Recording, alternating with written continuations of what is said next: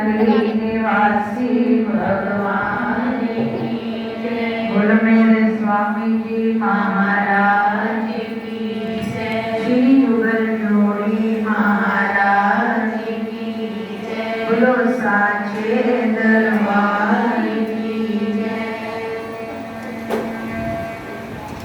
आज व्यास गद्दी की रीति रस्म अनुसार जो युगों युगांतरों से प्रथा चली आ रही है, हमें जिनसे आत्मा के ज्ञान की प्राप्ति होती है उन्हें हम गुरु कहते हैं।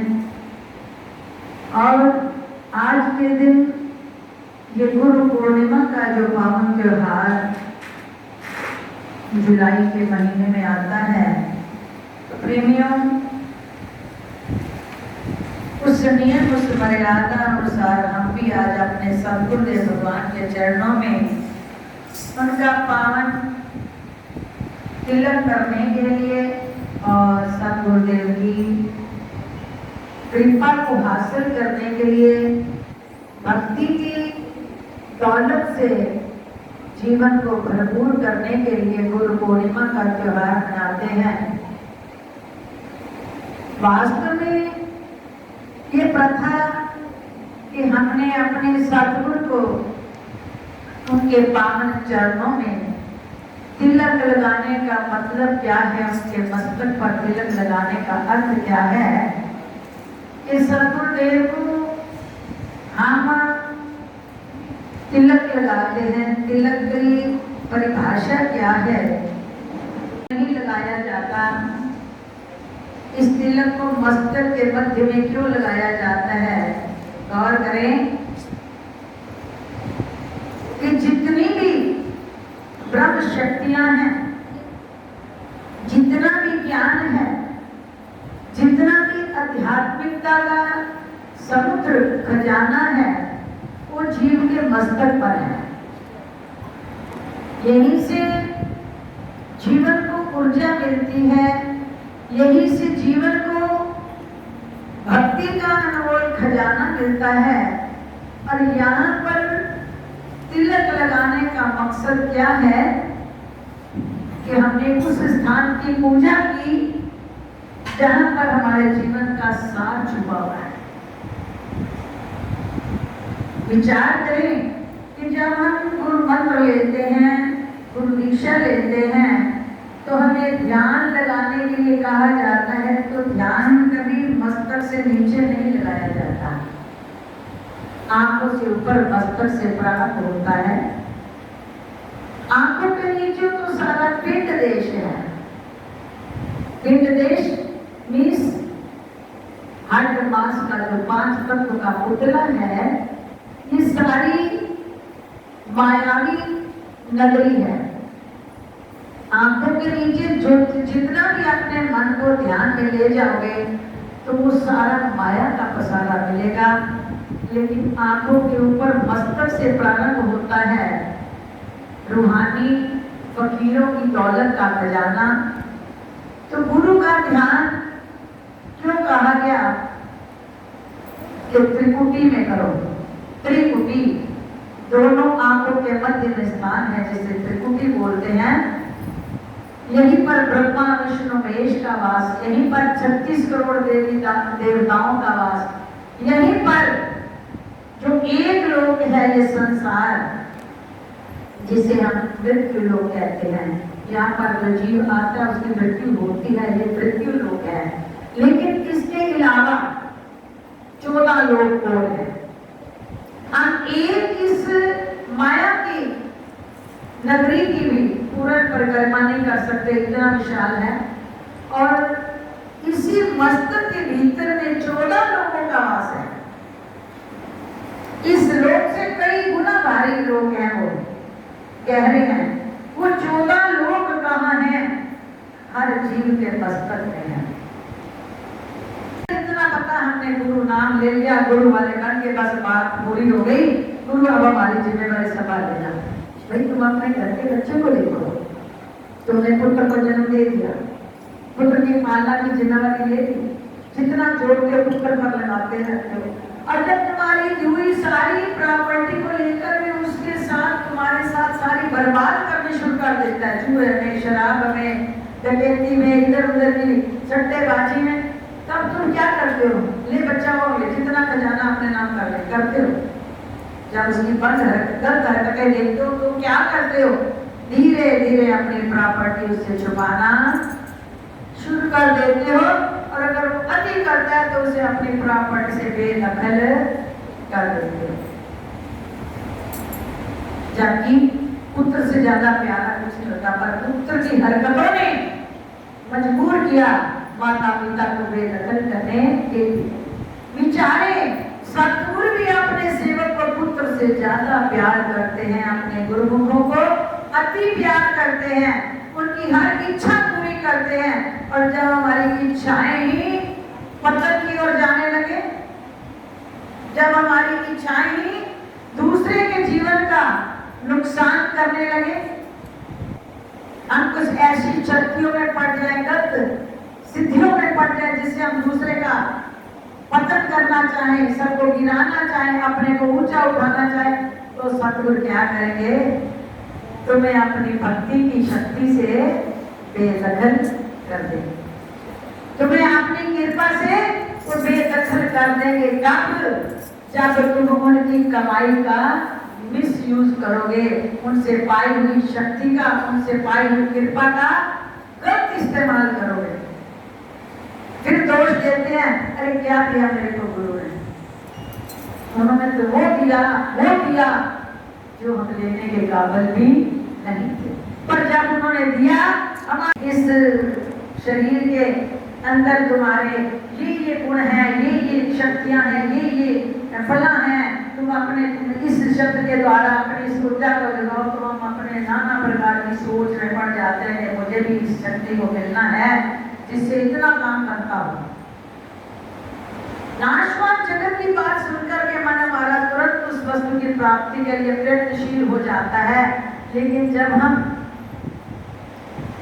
मृत्यु लोक से ऊपर उठ करके उस पार ब्रह्म परमेश्वर की दुनिया की चर्चा लगन से सुनते हैं, जब इस प्राप्ति की चाह हमें अंदर जाग जाती है, जब हमें उस पार ब्रह्म परमेश्वर की मिलन की चाह जाग जाती है, तब वो कृपा करके हमें इस लोक का रहस्य खोलता है।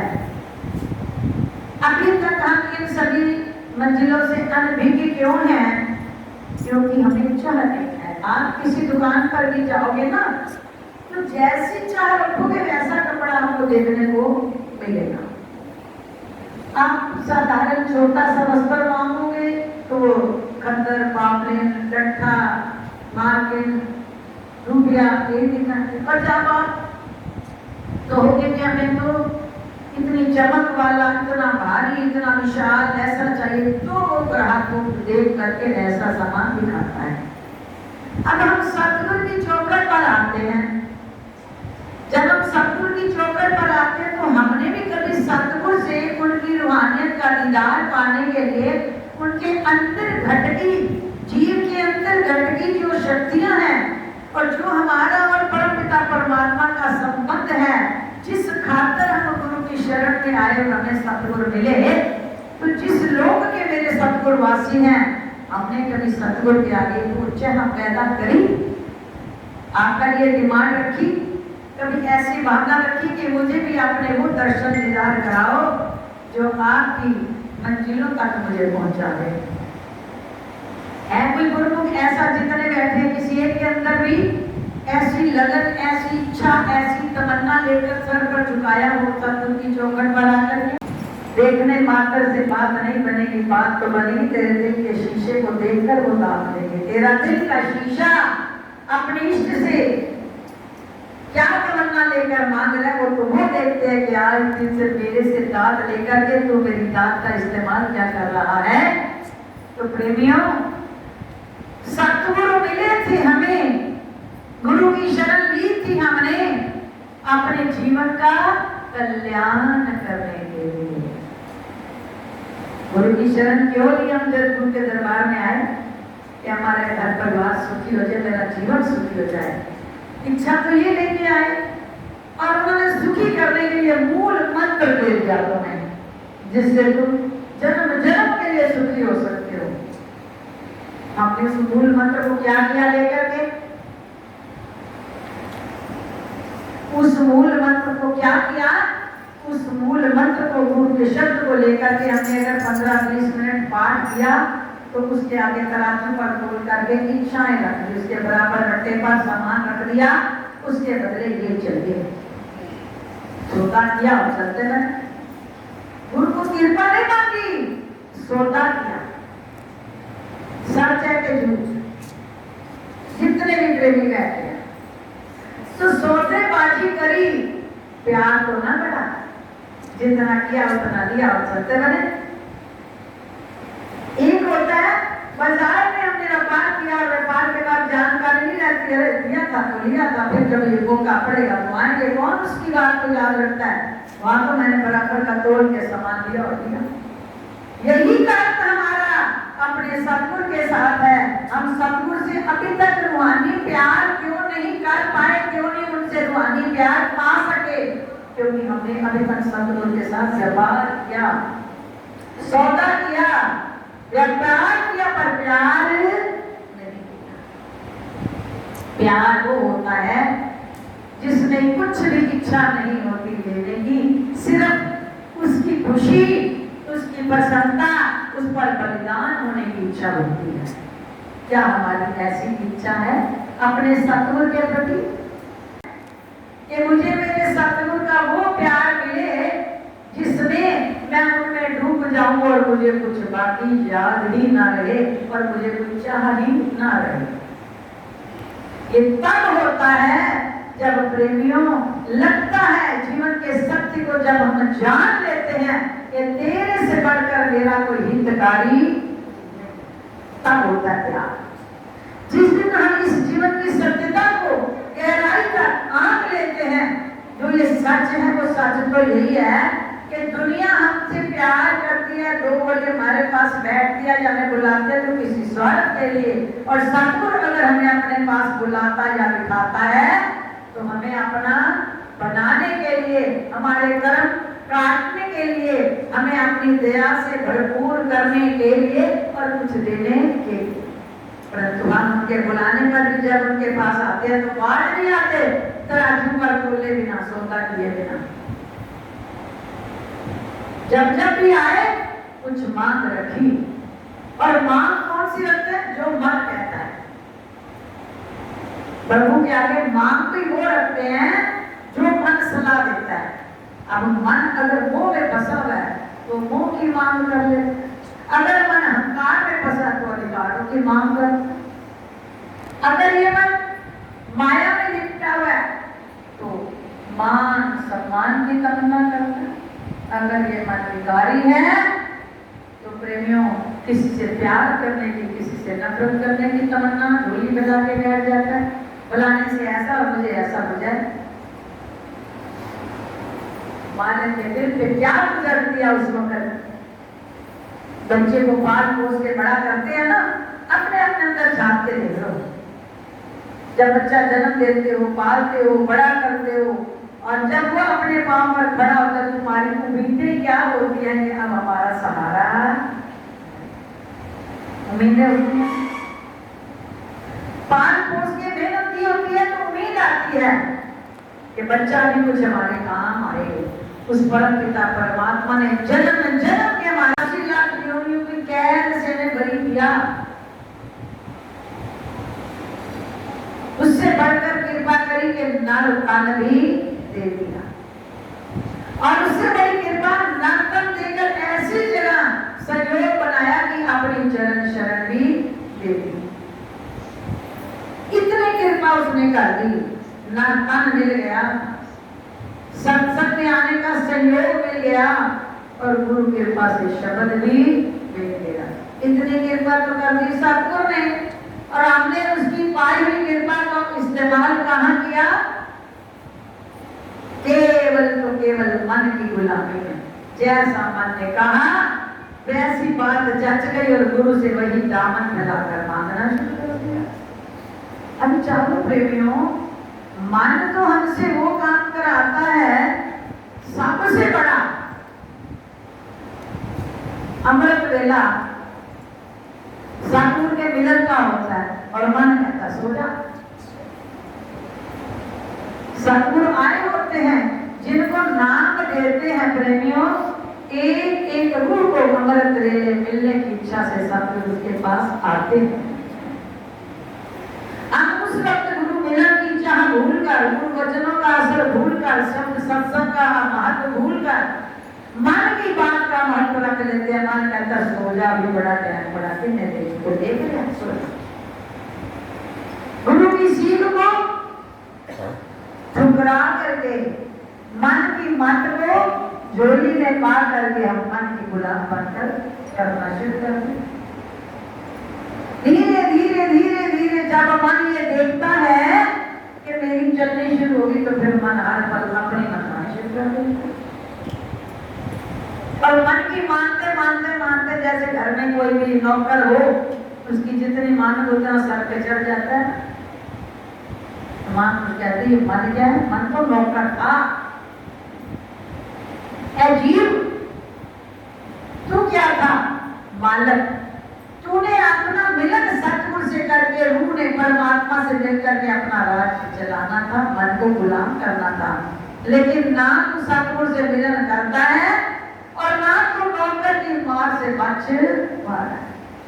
नौकर की गुलामी से तू नहीं निकल सकता, पर जब तुम दो से एक हो जाओगे, होनी शुरू हो जाएगी, तो ये मन रूपी नौकर तेरे पर हावी नहीं होगा और ये तेरा गुलाम बनकर तेरी आज्ञा, गुरु की आज्ञा से रहना सीखेगा।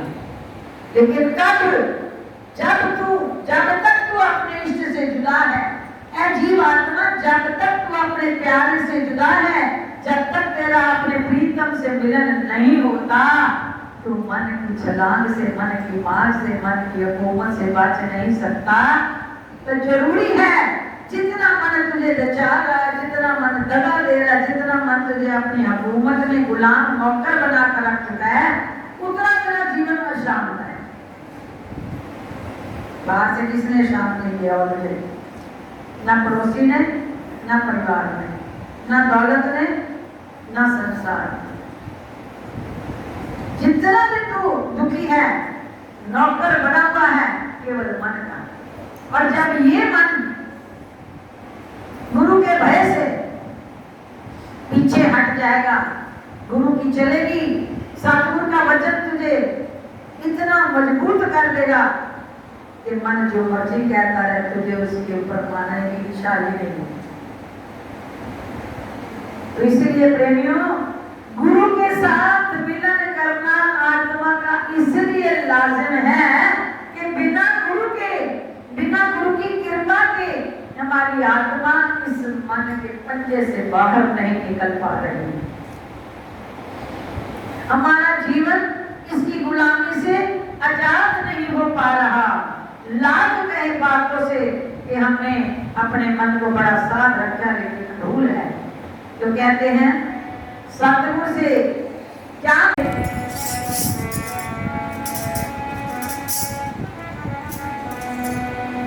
मालिक दया करो, जुड़ी रहे तार सिमरन से। सतगुरु दया करो, जुड़ी रहे तार सिमरन से। मालिक दया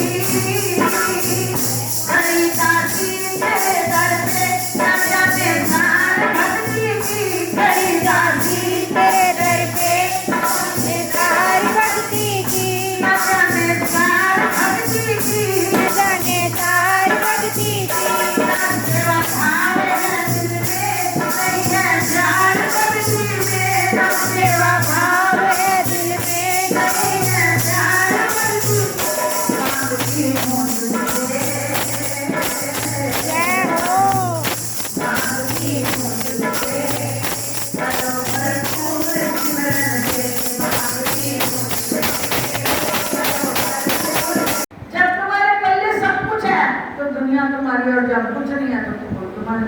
अब भगवान क्या कहता है, मैं उसका बनता हूँ जिसके पल्ले कुछ नहीं है। ये मुट्ठी पढ़ाई करता है। जब जीव तमाम रिश्तों से अपने आप को खाली कर लेता है, जब जीव तमाम बंधनों से अपने आप को बरी कहता है, ना उसे मान की इच्छा रह जाती है, ना उसे अधिकार की इच्छा रह जाती है, ना उसे दौलत की, ना जमीन की, ना बंगले कोठी कार की, और ना आसपास के मान सत्कार की। जब कोई इच्छा नहीं रह जाती तो ये दौड़ कर आकर उसे गले से लगाता है और फिर अपनाता है, और फिर उसे वो आनंद देता है जो जिंदगी भर किसी ने नहीं दिया होता। पर कब देता है, इसकी एक ही रस्म है। जिन्होंने इसके प्यार किया वो कहते हैं भगवान सबसे जेलसी लवर है।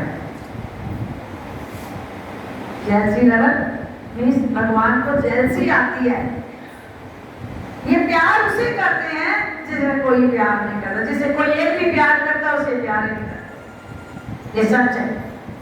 जब तक हमारा मन किसी एक के लिए भी फंसा हुआ है, किसी एक कचरे में भी फंसा हुआ है, ये सामने देखता हंसता है, द्रौपदी के लिए क्यों नहीं उठा? प्यार द्रौपदी को था ना, द्रौपदी के लिए क्यों नहीं उठा?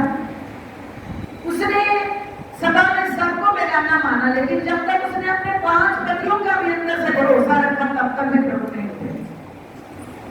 देख भी रहे थे कि पतियों के पास शक्ति नहीं है, पुकार मुझे भी रही है, लेकिन अंदर से मान अपने 5 पतियों का भी है।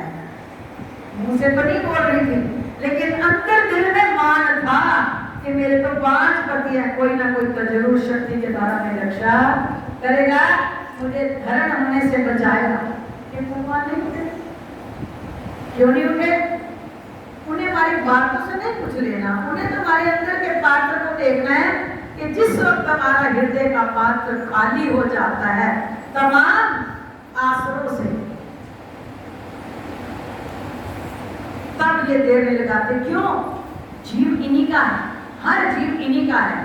जब ये देखते हैं कि निमाना होकर, बिल्कुल हताश होकर, अकेला पड़ा रो रहा है और इसे ये भी नहीं पता मुझे भगवान को बुलाना है, फिर वो रोते रोते कर भूल से भी उसके कुछ एक बार निकल जाए कि भगवान अब आजा, मेरा कोई नहीं तेरे ना, तो ढूंढ के आते। वो भी अपन जंगल काफी रूप बदल लेते हैं। सड़क पे पड़ा भूले से भी कह देता भगवान मेरा तेरे सिवा, तो भी दौड़े आते। क्यों? उसका काम क्या है? उसका काम क्या है? गरीब निवाज। जब हम गरीब होकर उसे पुकारते हैं तो हुआ। जब तक हम मान और सम्मान से, गुरु पूर्णिमा है, पूर्ण सतगुरु की शरण में सेवक आते हैं, लेकिन मांगना क्या है? सतगुरु के चरणों में दिल देना है, तो मांगना क्या है? तराजू पर रखकर उसके बदले एक ऐसी दया कर दो, मेरा जीवन सिमरन से श्रृंगार कर दो। अर्थात मैं अपने रोम रोम को तेरे सिमरन से सजा लूं, क्योंकि तुझसे सबसे ज्यादा जो तुझे पसंद है उससे मैं अपने जीवन को सजा लूं, कि मैं तेरी पसंद बन जाऊं। और विचारो, कभी आज तक जिंदगी में बुढ़ापे तक पहुंच गए, हमने ऐसी तलब, ऐसी तड़प, ऐसी भूख रखकर के सतगुरु के आगे कभी दामन फैलाया? कौन सी भूख? कि मैं तेरी पसंद बनूं। क्या कहते हैं? मैं अपने पति की पसंद बनूं, मेरा बच्चा मुझे ठीक समझे, मेरी बहू मुझसे प्यार करे, मेरा भाई मेरे साथ। अरे तमाम माया के पसारे को बचपन से लेकर अब तक बारीकी से देख लिया। जितने भी तुमसे प्यार करते हैं, लोग बड़ी तुम्हारे साथ राम राम करते हैं, तो उनका पीछे कोई स्वार्थ होता है तो वास्ता है। जिसको कोई तुमसे स्वार्थ नहीं है, उसके पास समय नहीं है तुम्हारी शक्ल देखने का। ये सच है कि झूठ? इस युग का ये कड़वा सत्य है। इस युग का एक एक बशर, चाहे हम उसे बताएं या ना बताएं, और एक के जीवन में ये खरी बात है कि जब जिसको हमसे कोई काम होता है उसको समय समय हमें से मिलने के लिए आना जाना भी शुरू, बोलचाल भी शुरू, राह जाते भी आवाज लगानी है बिना स्वार्थ के। अरे जिसे कोई तुमसे काम नहीं है वो क्यों बुलाएगा? और लगता है मेरे पास समय नहीं, छोड़ो आया, तुम्हें भी उठाना, मेरे पास टाइम नहीं है। क्यों? कुछ लाना है, मकान है मेरा, पैसा है, मेरा परिवार है, मेरा फलाना, मेरी आन शान बचा के रखेगा, मेरे बच्चे मेरे लायक है। हंसता है, ठीक है, तुझे मान है तो मैं बेफिक्र हूँ, जिनकी मदद मांग रहे मुझसे ले।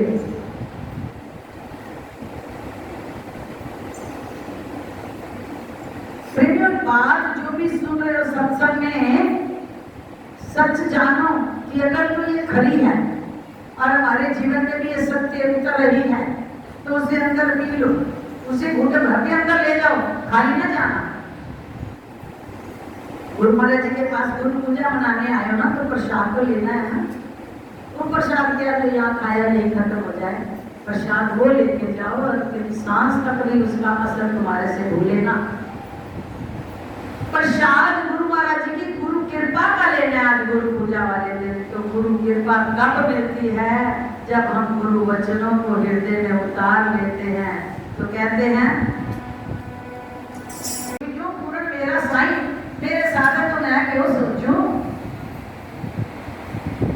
और अगर सतगुरु की शक्ति में मन डामाडोल है, कभी कहते हैं नहीं ये गुरु पूर्ण है, वो गुरु ठीक है, ये गुरु कौन है शरारतें करने वाला?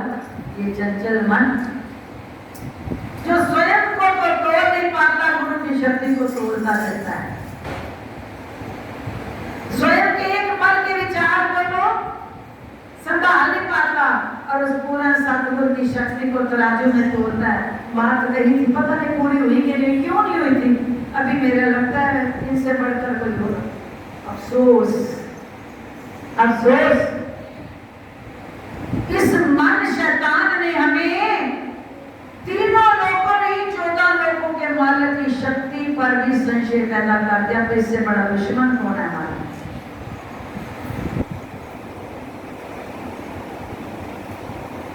जिनके एक संकल्प से प्रेमियों, एक संकल्प से धरती और आकाश पलटी मार जाते हैं। तो उनका वचन है कि हमने जो तुम्हें शब्द दे दिया है, जो तुम्हें नाम दे दिया है, भाई इस युग में तुम जैसा भी कलयुग घोर भयंकर आ रहा है, तुम्हें हर तरह की परिस्थिति में बचा सकती है कौन? नाम की शक्ति। हर अवस्था में तुम्हारी नैया को किनारा मिल सकता है नाम की नौका पर बैठकर, मन की नौका पर बैठकर नहीं, सिमरन की नौका पर बैठ करके हर तूफान भी तुम्हें किनारा दे देंगे। एक बार गुरु महाराज संकेत में किसी को समझा रहे थे। गुरु महाराज जी अपनी मौज में आए हुए थे, तो अपने ही लोक में एक सफेद घोड़ा जो खड़ा है, तो कोई बच्चा भी उनके चरणों में ध्यान में बैठा हुआ था। उसने देखा गुरु महाराज जी इतना सुंदर, इतना सफेद घोड़ा है जो गुरु महाराज जी के पास है। तो बच्चे ने गुरु मन में संकल्प आया गुरु महाराज जी पे चढ़ के बैठेंगे।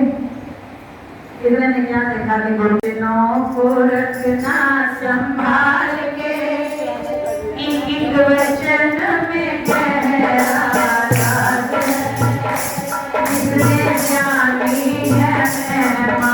गुरु की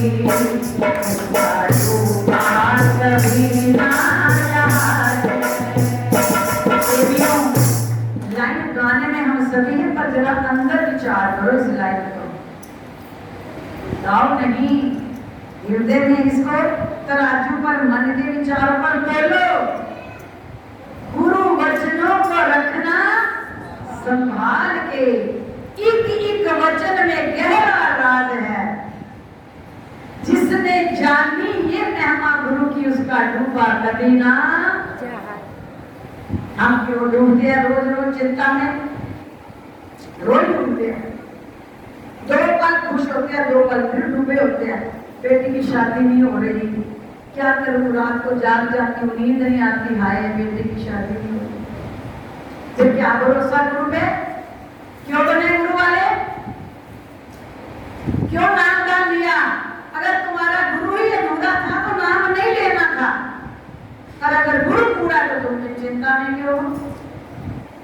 फिर वो जो कर रहा है तो तुम्हारे हित के लिए करेगा ना। अब जिसका बाप अफसर हो, देश का राजा हो, वो बच्चा गम में डूबा रहे, मेरी नौकरी नहीं लग रही भाई, मेरी नौकरी नहीं लग रही, या तो बाप से अनबन है या बाप से दुश्मनी है, और या अपने बाप की शक्ति का पता नहीं है,